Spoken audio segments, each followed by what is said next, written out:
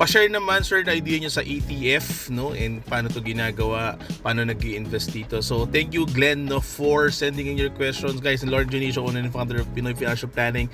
Sagutin nga natin itong tanong ni Glenn, no, and karamihan kasi ng mga nagtatanong sa akin nito is medyo nagugulan. Ano bang ETF?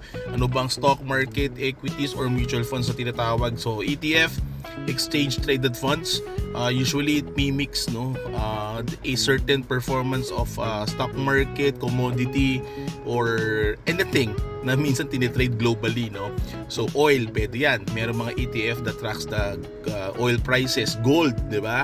So marami nagtatanong sa akin paano mag-invest ng gold. Kung ayaw mo ng physical gold, you could invest in ETF gold, no, that mimics the price, or kumbaga it mirrors the price of certain commodity like gold nga and oil, etc. And New York Stock Exchange, other exchanges, no, Philippine Stock Exchange, may mga ETF guys na you could invest in, and pwede mong sakyan or kumbaga it mirror, no, yung price ng mga exchanges na to or mga commodities na tinatawag. Okay? So para saan ba to? What are advantages and disadvantages of ETF? No? I-discuss natin yan mamaya. Mutual funds naman and stock market. Of course, ito advantage na ito, no brainer to, just mimic, doesn't, kumbaga hindi to yung purpose nito is, you know, pag nag-grow yung certain commodity price or stock exchange, no, yung nagiging benefit niyan, kumbaga na sumasabay ka sa growth nitong mga stock exchange na to or commodities na tinatawag like crypto, bitcoin, or gold nga.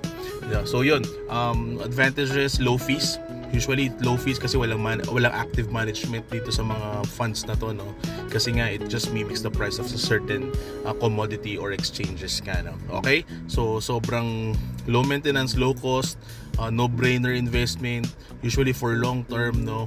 So what are the disadvantages? Of course, doesn't, you know, model to beat the market, no? Kumbaga you just, you know, ride the certain prices nga, and then of course parang minsan to diversify ka. So yun yung mga disadvantages. But for me, I also invest in ETF, no, especially for gold, na gusto kong somehow makapag-invest ako sa gold, no.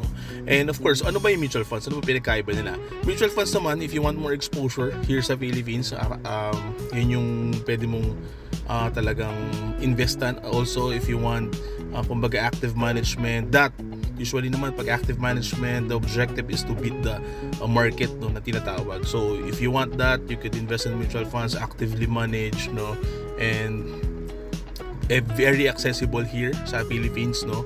So you could check yung mga link natin sa baba, ilalagay ko dyan if you want to invest as low as 1,000, easy to start etong mutual funds, no. At the same time, yun nga, maraming options, may mga mutual funds, no.